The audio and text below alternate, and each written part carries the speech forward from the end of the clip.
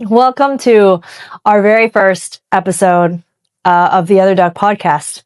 I'm Cheryl, also used to be known as Cooch. And I'm April, used to be known as Apes. Cooch and Apes, we are the host of this podcast. This is the rebirth or the up level of Other Duck. It's like Other Duck 2.0.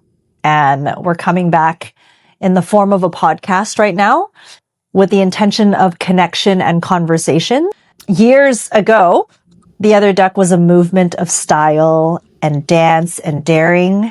Today, it's being reborn through stories of transformation, courage, and creative renewal. Each episode, we're going to sit down with a friend, a dreamer, a co-creator to explore what rebirth really means. We've seen so many transformations in the community and also in our own personal lives.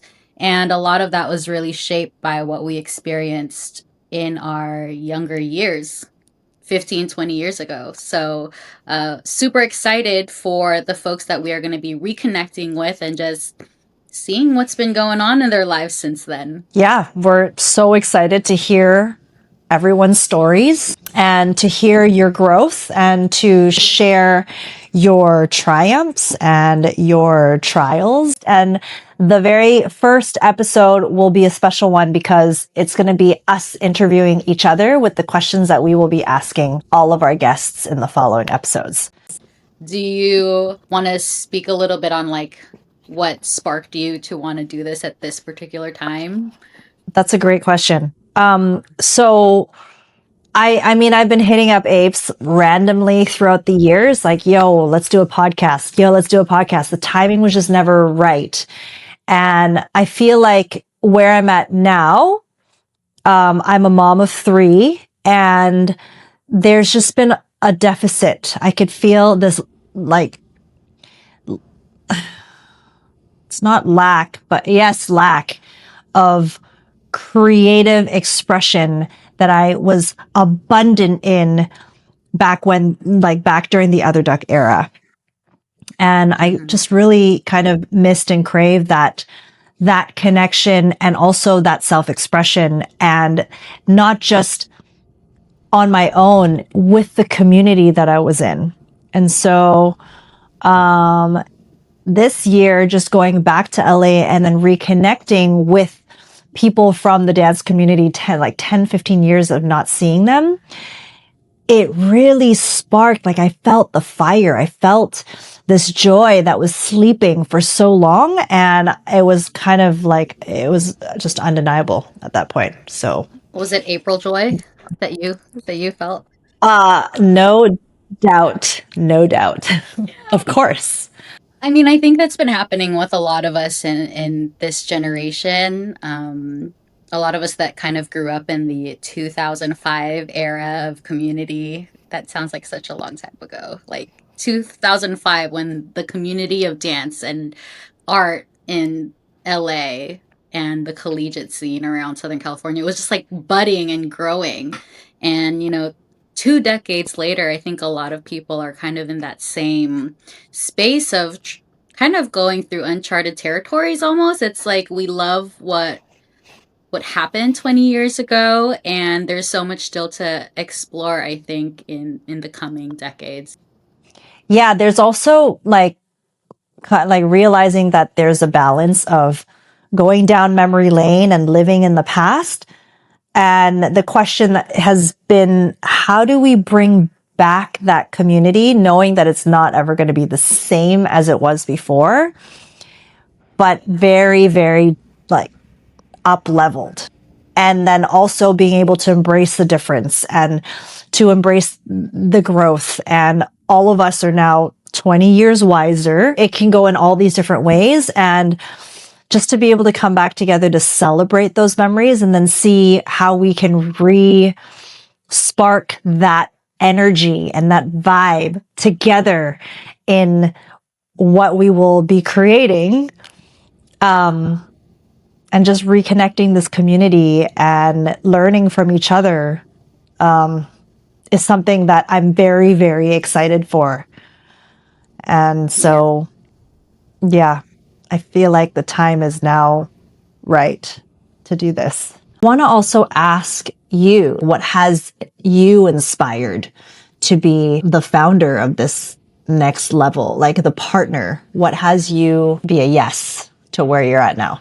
So I turned 40 this year, and just thinking about what I thought I'd be doing at 40, I would never have guessed that this is what I'd be doing in terms of like my career. And I think back to 20 years ago when I started with the other duck, and a lot of where I am now is shaped from what I did with the other duck. Yeah, I just feel like I owe a lot of who I am now to the exploration that occurred when I was starting off with the other duck. Like you taking me under your wing, you doing events, like having me on events. And to this day, that's still what really keeps me energized, connecting with creative talent.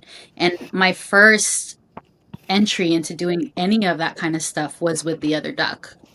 And it was just you literally like being like, hey, do you want to run my MySpace? And I was like, yeah.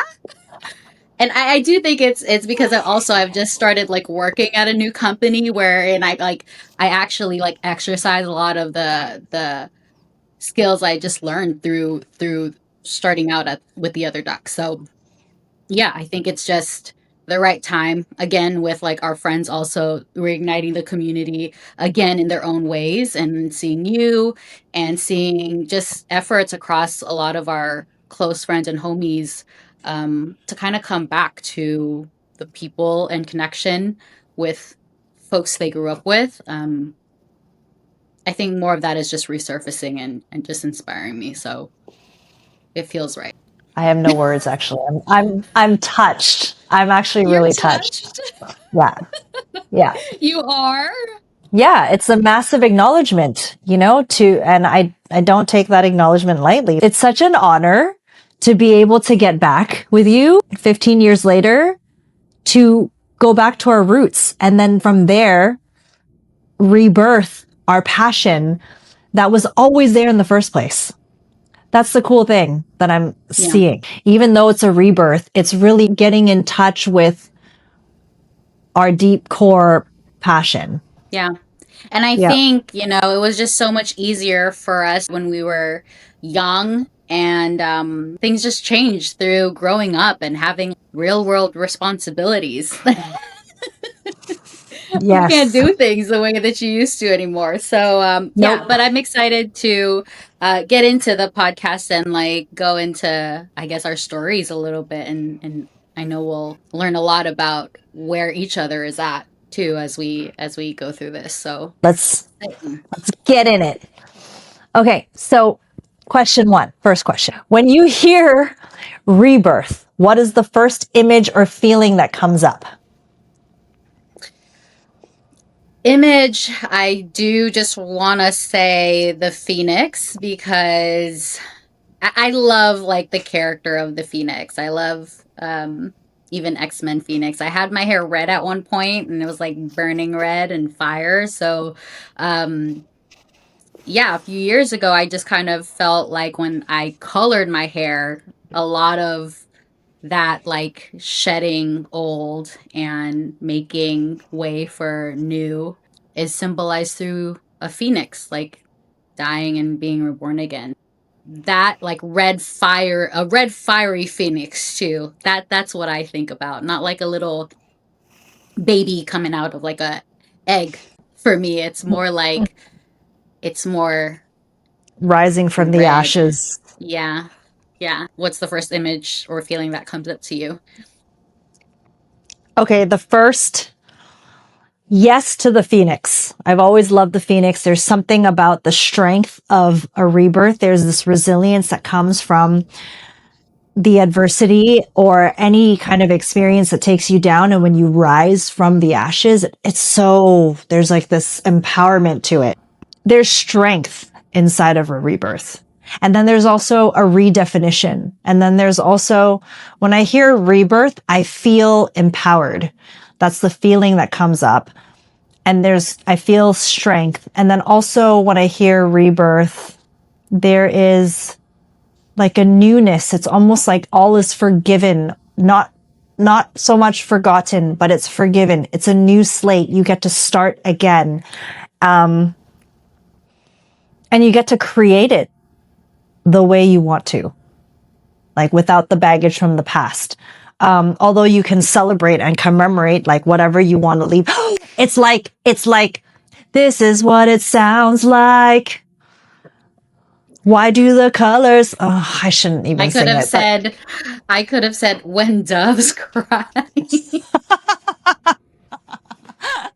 You got one song in your head. Yeah. I got another song in my head. That's amazing. When something shatters and you get to pick up the good pieces and recreate newly with the pieces that you loved. And now you have a clean slate to continue on with that. That's rebirth to me. Yeah. Mm-hmm. And, you know, I mean, as you talk about it and say it in that way, I feel like it's almost like a privilege if you ever get to a place in life or with your friends or with things that are going on that you feel that you can have a rebirth. Do you know what I'm saying? I don't feel like a lot of people feel that there are opportunities to just feel like you can do it all over again or be able to pick up the good pieces. So, yeah, I think this is not to be taken for granted, and something that does take courage to pursue is being able to step into that newness, because I don't think a lot of people get it or want to step into it. Yeah, it does. You're right. It takes a lot of courage to step into it because it's scary. It's a scary thing to drop everything that you know. But sometimes you don't have that choice. It just shatters and then you just kind of have to pick it up. But you're right. Sometimes it's also the awareness, like courage aside, some people are not aware that they have the opportunity. Mm-hmm. We all have that time and time again. And whether or not we dare to step into it as human beings, that's another story. So now you do got me thinking about K-pop Demon Hunters, because isn't that the lyrics? I broke into a million pieces. And I can't go back, but now I'm seeing all the beauty in the broken glass. The scars are part of me, darkness and harmony, my voice without the lies. This is what it sounds like. Oh my God, I just had chills. I really love that freaking soundtrack in that movie. And me too. And also this part, we're shattering the silence. We're rising, defiant, shouting in the quiet. You're not alone. And that's the part of community. Like that's something that's always been so ingrained in my soul, I feel. And I also find that when I'm not in that community, it feels empty. Like I feel sadness. And this community, this dance community that we all had the privilege to be a part of back in the 2000s. This community gives me that feeling. I think that's another reason why I want to reconnect with this community and get this community reconnected to whatever capacity it does. Reconnection is a good word. Yeah. So anyways. Next question. Yep. I'm ready. So take me back to a moment from the Other Duck era that still vibrates in you. Okay. There are many moments. I think the general blanket, though, is the feeling of collaboration. I got to collaborate with so many greats. I got to collaborate with so many amazing dancers, so many amazing people. And inside of the collaboration, we got to create something new together. From dancing, having dancers freestyle, or through fashion and producing the fashion shows inside of the dance community, or even just within our like group of like the Other Duck team of all the dancers that have funneled through. It's always been an amazing community and collaboration.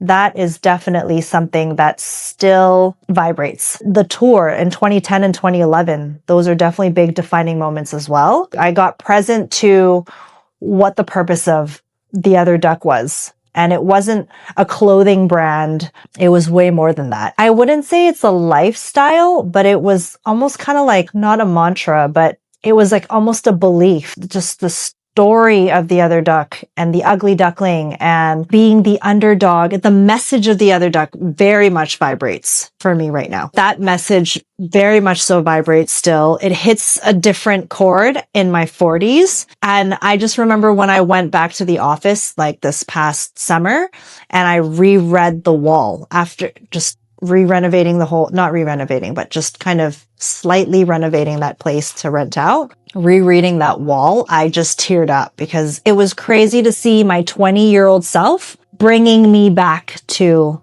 like my joy. Like my 20-year-old self was teaching me something. And here I am like in my 40s reading The Wall and I started crying because I'm like, how did I have this wisdom in my 20s already? And now it's reigniting something inside of me that I've lost over the years. So that's a big one. And then, yes, definitely I light up every time I remember or I talk about the fashion shows that happened in Asia. 2010 was LA, DC, Hong Kong, and Japan, and Tokyo. Oh my gosh. And just that collaboration on a global scale was so amazing. And then even just the team that we had, like, it was just so fun. And then 2011 was Southeast Asia, where it was, what was it? Like Singapore was one, Malaysia was one, Philippines. And then there was two other places and now I can't remember them. But I think it might have just been three. But then we also, like us as that group that year, we went to Thailand and somewhere else too. So, but it was definitely Singapore and then KL and then Philippines. And it was just so fun. And then like our road trip that we took with Asaki and just So this question is like, take me back to one moment, and you're literally like every moment, every fucking moment of the other dog. there's just so many. Like even that time we did that photo shoot at Barker, like at the headquarters with like 70 people and like we did like 9 photo shoots and like and in a span of like 17 hours or something. Like it's just there's just so many memories. It was so fun. I can't just pick one. It's hard to pick one. There was so many, a lot of footage from all the projects that we've done, all the events we've done. Our YouTube was just like so full of them, but I wish they were like high quality because when you watch it now, it's like 240p and you know what I'm saying? I think that just dated us. I think that the other duck was a thing before YouTube even. I mean, I'm not going to say before YouTube existed, but probably was, right? Before YouTube. Mm-hmm. Yeah. Yeah. Because anyways, we're still very young at heart, everybody. Mm-hmm.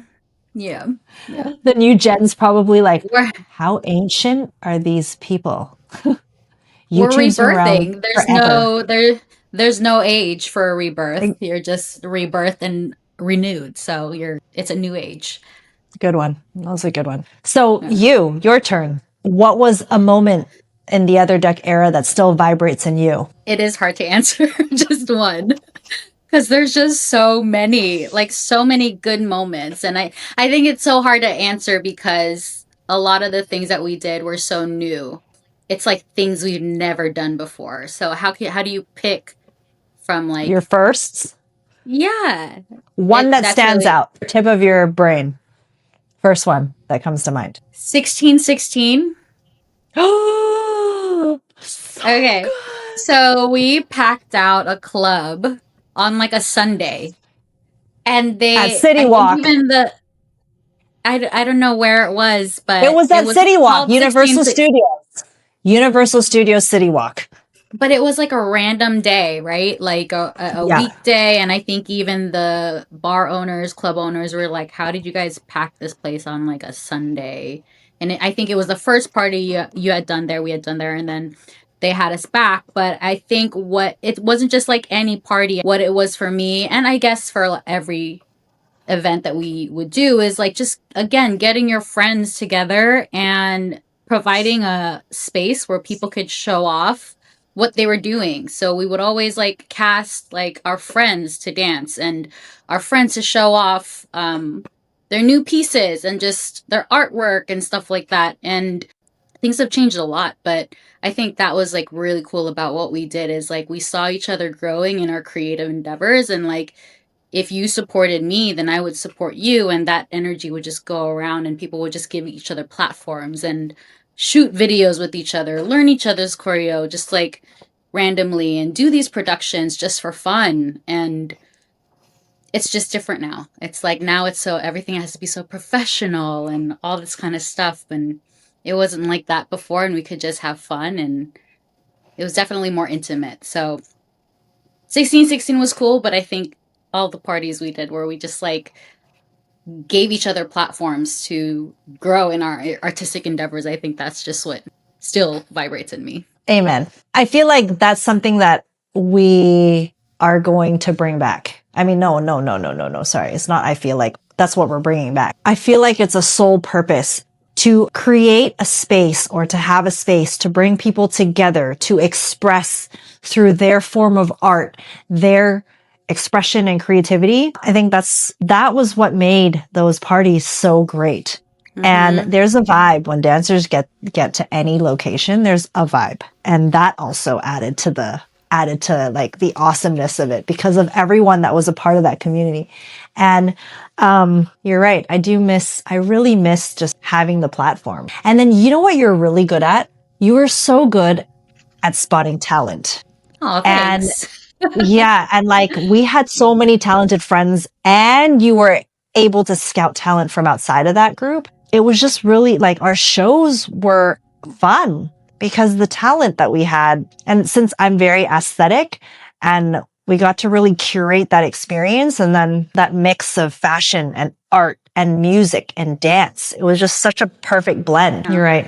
And being able to find talent and have them be excited to share what they were doing. And I think that's what's really cool is like people were just hungry to try new things then too. And I think people are still hungry to try new things now, but yeah, it was just such a different time then. Like the community was smaller too. So like dance wasn't so saturated. So I think once you had a platform to like show your stuff, then like people, started to hear about you.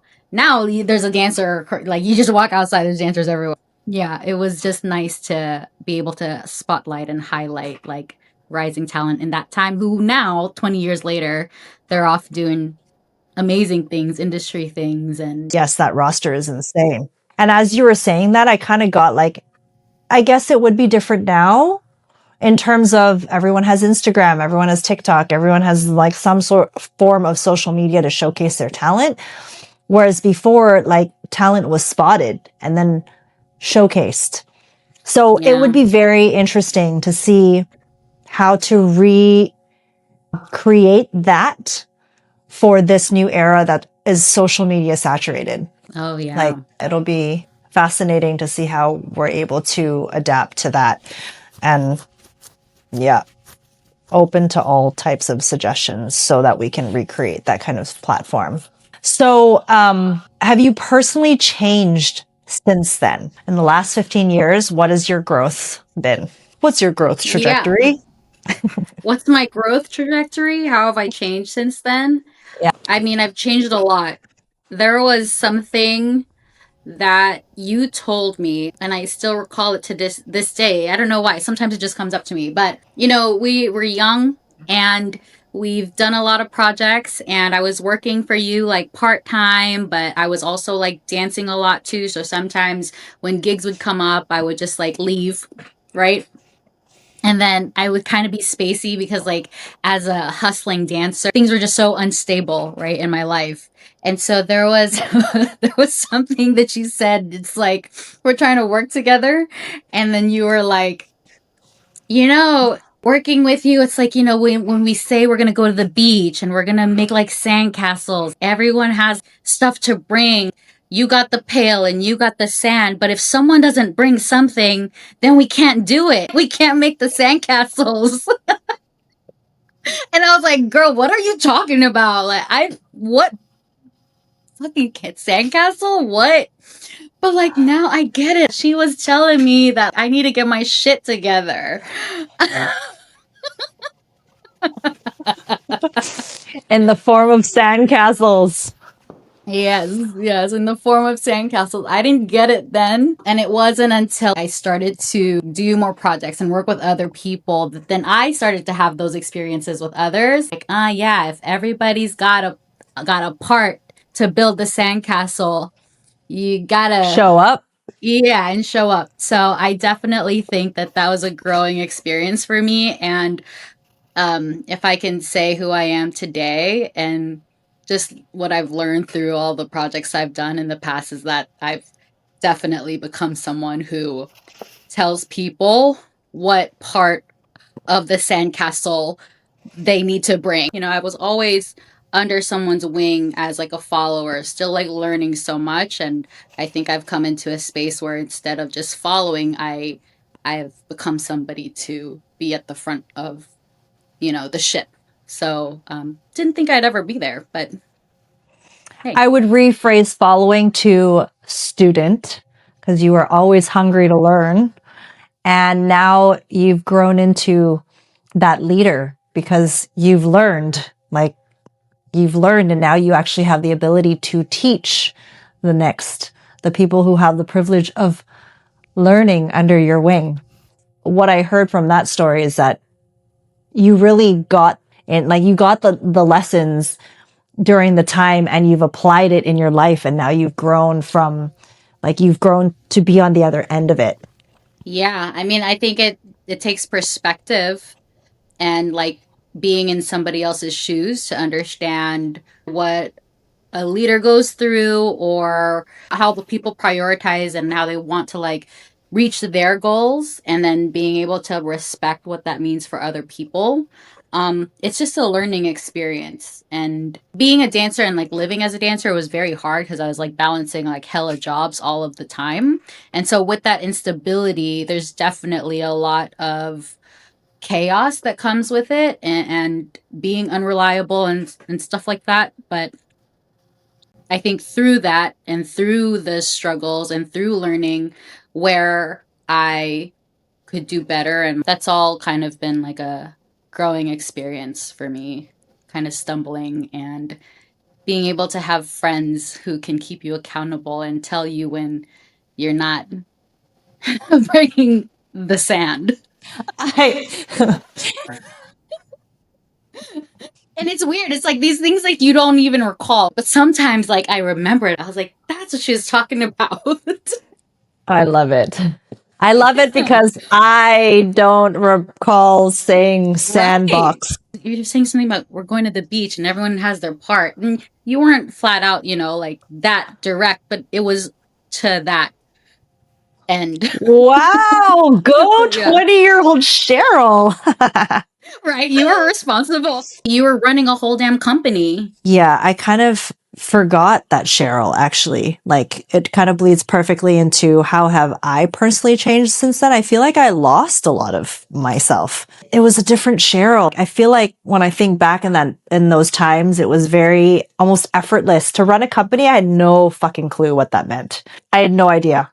But then and production, all I knew was I liked aesthetics. I designed something, I was making t-shirts, and then it was effortless. The people started coming, and then it became cut and sew, and then it was meeting like the right dancers at the right time. Everything just flowed, right? There was like this, felt like I was in flow. And then I kind of forgot I forgot that version of me, because after that, my knee was really bad. I exited out of dance 2011. Then I started feeling a little bit more estranged, and then I wasn't dancing as much anymore. Then I kind of phased out of that community, and then I went heavy into higher fashion, so CM2K, and that was really fun too. And that was a different experience. And then I literally met my husband, and then we got married the same year I launched CM2K, and then like immediately had children, and then it was like bye bye the other duck, bye bye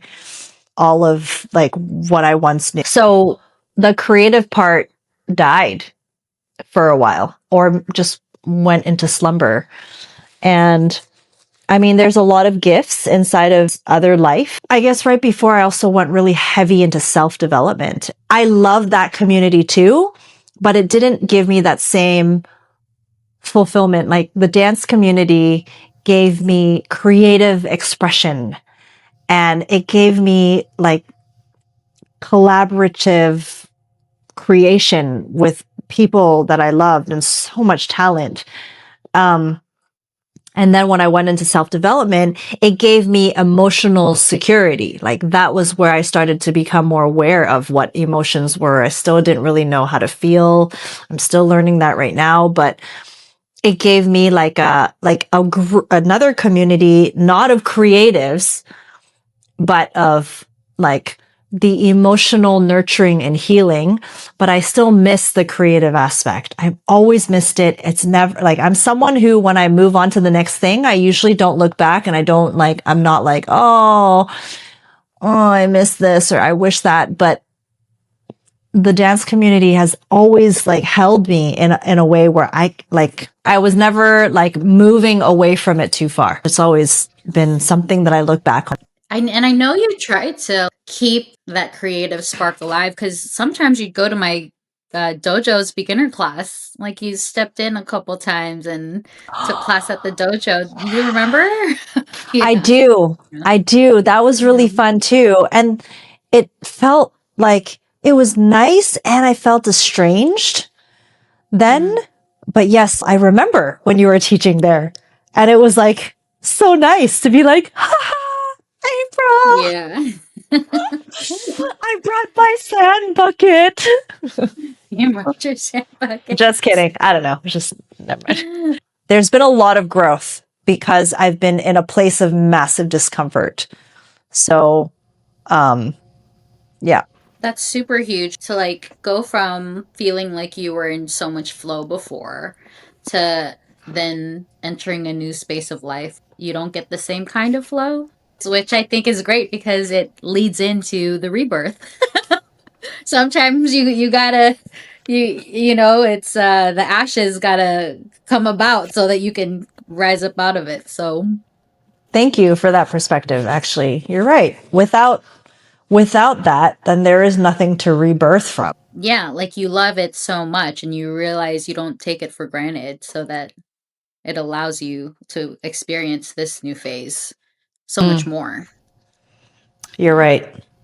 Oh, amazing. So you had that flow in your 20s, and a lot of your creative expression was kind of stopped, right? So now that you're entering into this new phase of rebirth, do you think that creative silence needed to happen for you to be ushered into this new space? How do you feel about that phase of your life when your creative self was shut down? It then allowed me to fully see how important it was for me. I think I took it for granted. When I was in flow, I was in flow. It was like normal. There was nothing, like this is what it's supposed to be like. And in a way, when that happens, I don't think I was fully aware of, I don't know if it's like privilege or like, I just wasn't, I took it for granted. So having it be like away, having space from it really allowed for me to see what was important.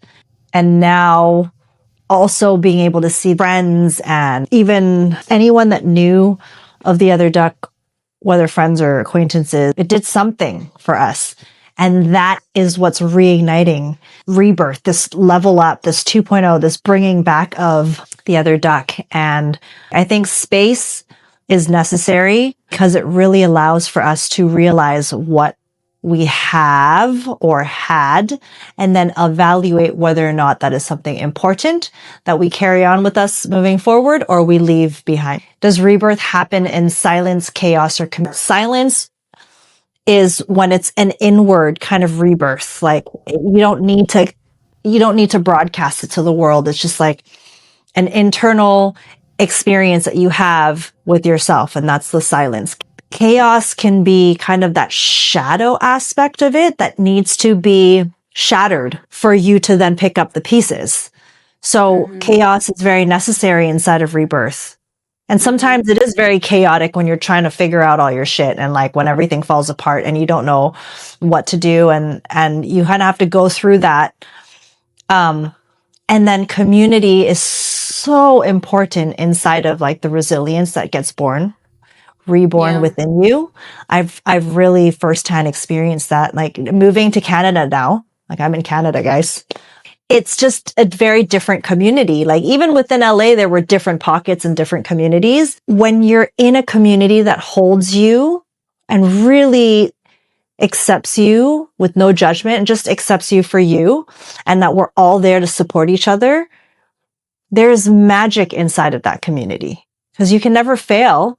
Of course, in my 20s, like there's a lot of judgment that I had to kind of get over. And most of it is from my like self-judgment projected outwards.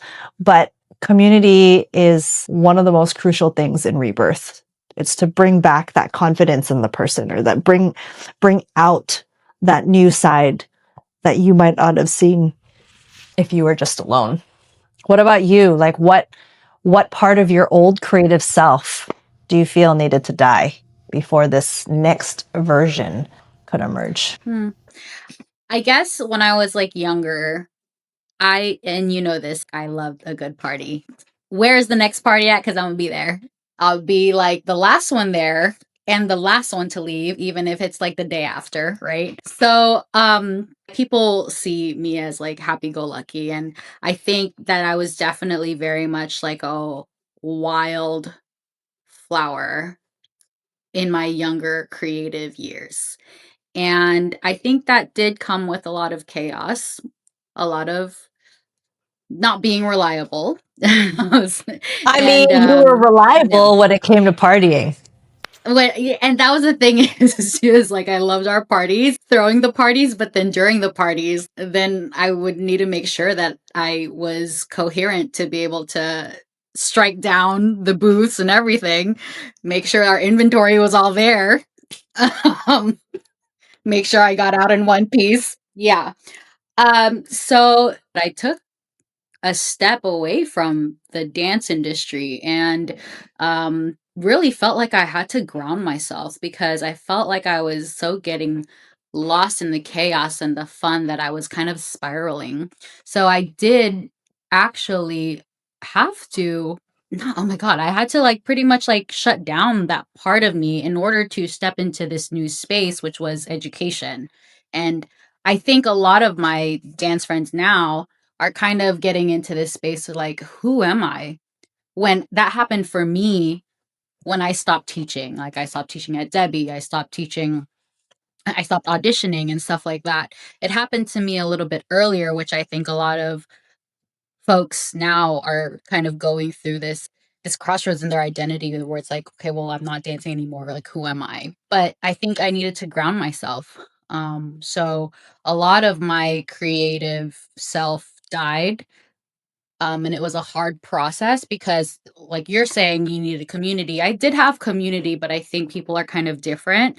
What really helped me grow, honestly, was pandemic time when everything was shut down. People were confined to their own spaces and not having community. It almost allowed me the freedom to just figure out for myself, what do I want for myself, for me. It's not biased by other people in my life. And then I was able to just like do so many of the things that I've always wanted to do during the pandemic. I picked up boxing, I picked up drums, I went back to school, did all of that. And that was kind of absent of community because it allowed me to kind of retreat. So maybe like there's a point of chaos when you need the chaos. Then there's a point of community when you need the community, and then a point of solitude where like all those different things at different parts will serve your rebirth, and maybe it just like happens in different phases for different people at different times. But yeah, I kind of have rebirth a lot of times, I guess. So what I really heard was that even in that, right? Like for you, you needed the absence of community and you need like it also in phases, silence, chaos, community. You experienced it in all three. And you are someone who grows, like you need to be in your own space and you do all your stuff like within your, when you say retreat, it's kind of like you're going inwards. You're really, really discovering yourself that way. And then for me, I love having that, the community around. Like I feel there's like that extrovert, introverted, ambivert in the middle, whatever combination of, but rebirth happens in all forms depending on what you need. So yeah, that's Yeah, very because you've had chaos, you've had community, and you've had silence in your own timing. What comes first, next, last isn't the same for what happened for me. So it happens differently for everyone. And it'll be interesting to hear about other people's chaos and their silence and their community and how that showed up for them. totally. I can't wait for that. So then going into the collective, let's kind of look at the collective rebirth. The other duck were alive. What stage of rebirth would it be in? Cocoon, emergence, or flight? What do you think? I would say it's not a cocoon. I think that it's in emergence because it's about showing up again. It's about here we are again. Like we're here and we're energized and we're coming out is what I think personally. I don't know if I'm you totally, kind of feel the same way, but yep, I align on that. Like, I feel like we're in the emergent stage. Cocoon would have been like the beginning. Other duck, even then, I feel like the other duck back then went through the three. Like, it actually oh yeah, did the yeah, cocoon phase, emergence, yeah, and flight. And yeah, and then I think we now are in the emergence phase yeah. and lots of plans for this to take flight, not just the podcast. So very excited to see how it will unfold. So what lessons from the first era do you think deserve to come back into this era? The sand bucket, The sand bucket. Uh-huh. the beach. The beach. I think for me is being willing and courageous to surprise yourself. I think that's something when I talked about earlier, like we were doing a lot of new things, and it was so exciting back then to step into that unknown territory, to take risks and all that kind of a thing. And when you come out of that risk, not knowing what was going to happen, like we always look back and we're like, that was awesome. And I would remember, like, you would even sit down after every event and we'd go through and recap what worked and what didn't, right? And I think that is so valuable, being courageous to approach the risk needs to come back. Because I think maybe that's where we get stuck as we get older, is like we've been okay with familiar. So good. That's winner chicken dinner. That's a good, that, yes. I'm trying to like look for the wall so that, because there's actually a lot of lessons inside of there that I feel like will definitely deserve to come back. I feel like as I got older, I started retreating, but also because I feel like I didn't really have the community behind me. And so I stopped really daring. I got smaller, tried out for a tennis league. And granted, it's like the very bottom of the league, but you kind of have to build your way up. And like in my mind, I was like, okay, I've been practicing my whole life. I can play tennis, but I never got myself in competition in the league. Like, right. I didn't get into the middle of it. I was kind of just on the sideline. So I really wanted to dare to put myself in a position of rejection or failure or retrain the way that I talk to myself. It's daring. It's definitely daring to be ugly for me. I'm trying to look for that. That is so crazy because here we are, like trying to think of lessons when the lessons are literally in our mission statement and story. Yep. And The dare I to be want ugly, to, and you have shirt. That's all what the message is about. yeah, actually, each shirt that has a story. The weapons line, the weapons represented the guard around your heart, around your, it's like the armor that you wear on the outside. And when you guard yourself from all of the bad things that happen out there, you are also guarding yourself from all the good things. You're not allowing the good things to come in because you're not allowing anything to come in. And so that is a lesson as well. And I feel like it's a repeat cycle. Like the Mm-hmm. guardedness, like let it be able, like let it down so you can accept. I think that's such a cool thing to be able to say that, like, your previous collections and the shirts that you made and the things that people wore, that those were messages. Do you know what I'm saying? That they're not just like a shirt with color and design, it's actual meaning behind what you were putting out. And I think that's really special and something to carry on for future collections of Actually, the you know what? rebirth. Yeah. I think that's a great idea.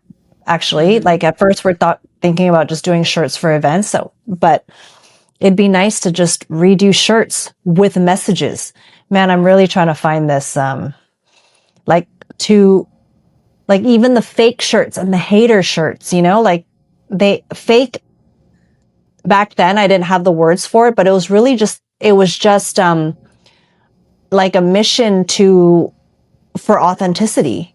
That's it. Mm-hmm. And the hater shirt, it was like, don't let other people take you down. Like Mm-hmm. their thoughts and feelings are theirs. My thoughts and feelings are mine. So don't take Yeah, I on think theirs. the authenticity, the dare to be ugly, I think those are all such strong lessons to remember. I mean, I remember your I'm a model shirt and you gave them to your models, and people you would feel such a sense of pride wearing that because you're literally walking around wearing a I'm a model shirt and you may not even look like a model, like in society's definitions, but yeah, you walk around like wear it loud and proud. You know. Yeah. um That was the owning. That's the owning of that part of you that you thought it wasn't worth owning. these are great lessons because even in just coming out and rebirthing all of it, we remember those things. It's going to carry us through all of our projects. Yeah. Yeah. Like Yeah. talking about it now and actually getting to revisit all the shirts is so cool. Cause okay, found the mission statement. What is the other duck? You know, it's the other duck, the outcast, the underdog, the other, the ugly duckling. Embrace that inner other, and you will discover that at the right time, your ugly duckling will transform into the beautiful swan in time. Don't force it. Don't avoid it. Embrace it. Be proud of it. It's who you are, your essence. Don't let anyone take it away ever. Dare to be ugly. I could have sworn at one point in time I had that memorized. Like it was the Pledge of Allegiance. It's it's like I don't know. It still speaks to me. It boggles my mind that it still speaks to me that deeply. May the Okay. lesson never die. That's what it is. It's like the lesson is never left. It's in the mission statement. How could we ever forget? Yep. Yep. Yeah. And Yeah. I think we should definitely create more shirts with lessons. Like how cool. Okay. I'm inspired right now.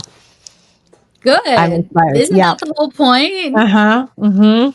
Yep. Yeah.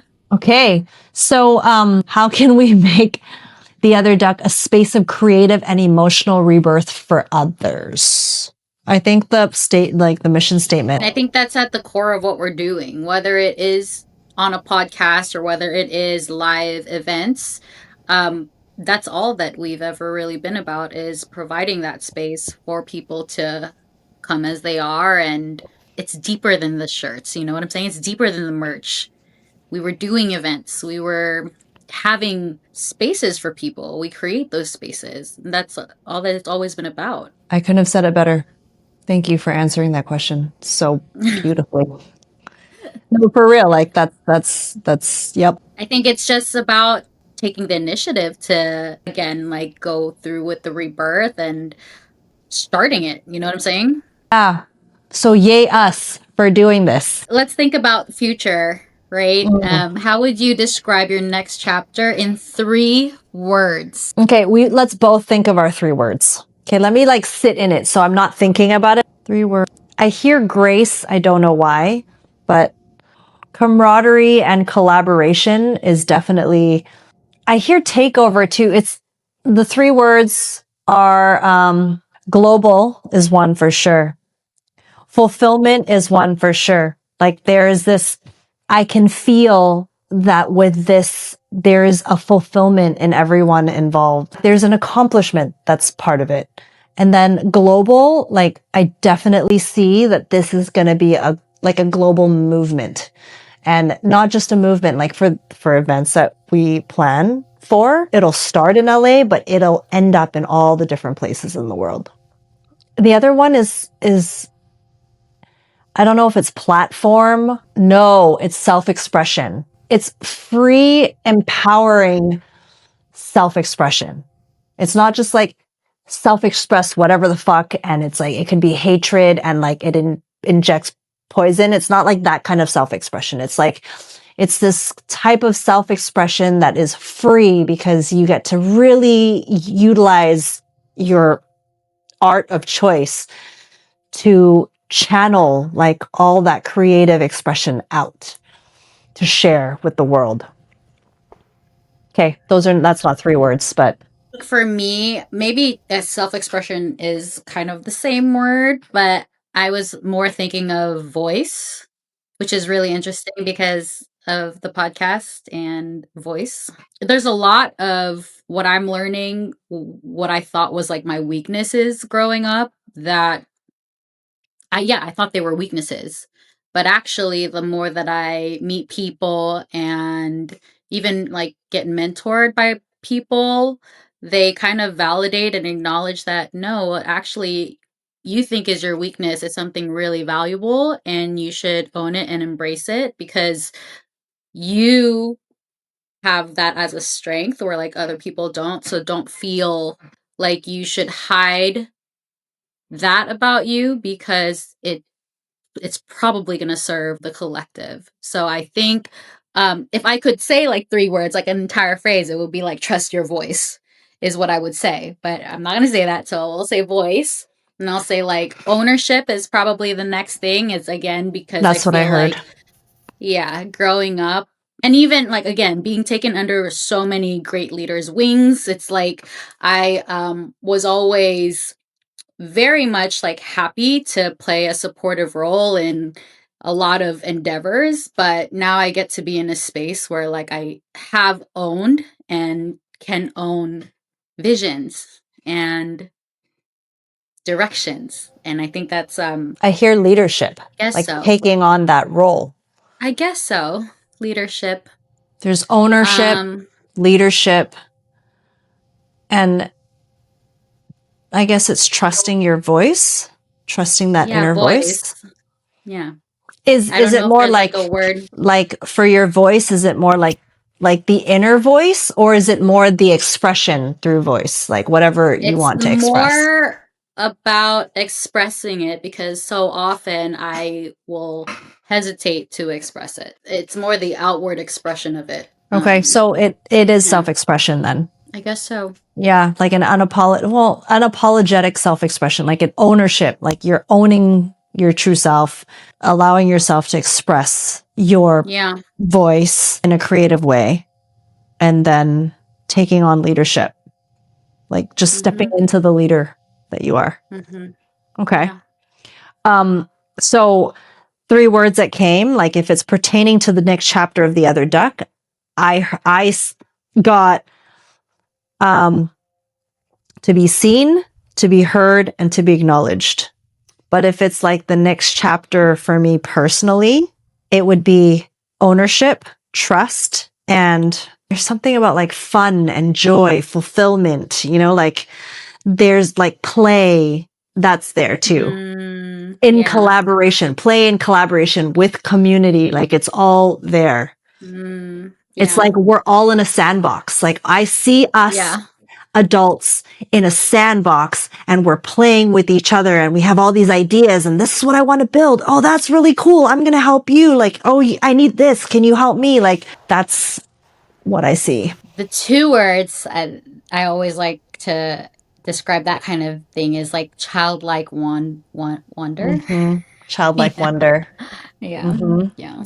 So, okay, what colors or sounds represent your rebirth? I don't know why. I know that's literally the first thing that came into my mind. It's like, were you thinking Phoenix though when you said that? I was thinking K-pop Demon Hunters.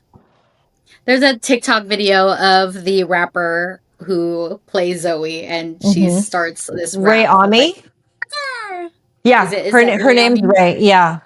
Yeah. It's quirky, and yeah, I love her. Amazing. Isn't that crazy though? Because I heard that sound and I didn't know why, and I made the sound, and it actually was the sound in your head. I guess that is our that's our call. Like, I think that's our intro to this podcast. We're just gonna be like, people are gonna be like, next, we're not listening to this podcast. Like, these girls are crazy. Okay, so the sound is that of hey hey, and then what would be the color that represents your rebirth? I think maybe it's because I kind of go through stages of my life in hair, and the next thing I want to do is like silver, like a silver fox. Wait, didn't you have silver? I feel like you did, and it looked really nice. It was like a platinum, no? It was a platinum, yeah, but it was more blonde. Just in lighting it looked silver, but I do think Phoenix and red, like I think I love like that color because it's so strong, but I kind of think that's what maybe I was like 5 years ago, where I'm a little bit more like toned down at this stage, so I'm just thinking kind of a platinum, like silver. Yeah. As you were speaking, the color lavender just popped up. I don't like, it's not my favorite color or anything. I don't really particularly love like the scent of lavender but that color just came up. So I'm going to kind of roll with it. And what I'm getting from that is, instead of coming off so strong and like, this is how it's going to be and this is what we're going to do, I think the next phase in my life actually is about softening. It's about because another thing I was going to say is like, I love pink. I've always loved pink, but the pink, if I could say a pink, it's like a soft pink, like not this kind of pink, but like a blush pink. Yes. Yeah. Yeah. And it's weird you say lavender too, because like purple-ish is not like any of my favorite shades. Yeah. Only because of BTS is it like one of my favorite shades, but lavender I am totally feeling too. Okay. So I kind of feel like, we're kind of in the same wavelength there. Even though we're like in different countries, which I love. No, yeah. Like, yes, exactly. Actually, that's kind of like creepy that I heard the sound. Okay, but the sound. Okay, I hear wind chimes with the ocean in the back. I think there's something around softening, and there's something around unconditional love for me to really explore and dive into, and more the focus is on unconditional love within, so that I can actually be that like in this projected outside world. There's also something around creativity and like sparking that again, being able to live inside of it and not be so estranged and detached from it.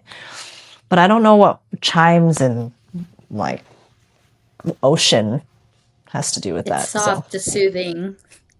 Yeah. Kind of like calms the heart.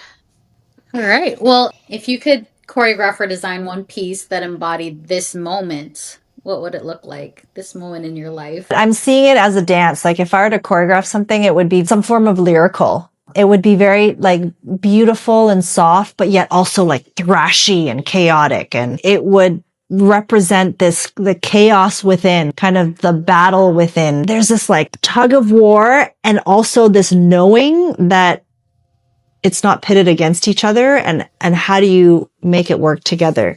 I don't know what my design would look like. I can see like if it was like on a runway, I see abstract. It would probably be this very abstract piece of clothing that doesn't really make sense and it stands out and it's not something normal or like, Which is like what you normally exactly. design. So what about you? I don't know why the first thing that came into my mind was like Galen Hooks. Have you ever seen her river choreography? Shut your mouth, there's something like a river. It's like it's like feel what's like all over everybody's feed. Yeah, I feel like, I mean, I've seen her stuff. It's so like there's this raw, there's this ownership, there's this, It's but raw and it's authentic and it's like feminine and powerful, but not overbearing. And so like, yeah, I don't know why that just like came into like my mind. I don't dance in like heels, and I don't like everything I do is so like like hip hop groove. Like that's what I love. And street styles, I just love watching that kind of stuff. So it's totally something that I don't even see. I haven't even done a lot of that style of dancing. But wouldn't it be I so fun if we took heels together? yeah. Give me a few months. Actually, let me heal my knees. That's what I need to do. Let me heal my knees. Okay. Yeah. I didn't know your knees were injured. They're always injured. When are my knees not injured is the question. Then we don't need to wait for your knees to heal because it won't. So we should just go do it before we can't. That'd be so fun. But I love that. It's just like that's what I see is just like authentic, empowering, but not like Overbearing. it's not like in your face, like trying too hard and inauthentic. So it's like sincere. Awesome. Okay, finish this sentence. My rebirth is. Everything's a hard question. It gets harder and harder, right? You know what? There's so many ways that you can end that. My Okay. rebirth is it like a statement? Is it a one word thing? It can be anything you want. The thing that came in mind for me clear was my rebirth is empowering. Or actually it's a sentence. It's not a word. So it's like my rebirth is the blah, blah, blah, blah, blah, blah, blah, blah. It can be anything. Yeah. My rebirth is, and this is so crazy how it just like aligns with the Ugly Duckling story, but my rebirth is owning my weaknesses as my unique strengths. That's a good one. Okay. My rebirth is trusting the voice within. Mm-hmm. Oh yeah, yep. Okay, great. So now we're in our closing reflections. I know. Well, I feel like we could continue talking for a really long time. I feel like I got to learn a little bit more about you, and I get to learn a little bit more every time that I speak to you. So, to all of you guys tuning in, thank you for sharing in this moment with us. Stay tuned for all of the amazing stories of transformation we're going to hear from others in our community, our beloved friends, and folks that we really respect and admire. Thank you for being part of the rebirth, yours, mine, and ours. The Other Duck was never just a brand, it's a heartbeat returning. Dare to be ugly. Until the next time. Tagline coming soon. Until next time. ... Okay. And we have completed our first podcast. Amazing. Okay. Let's cut it.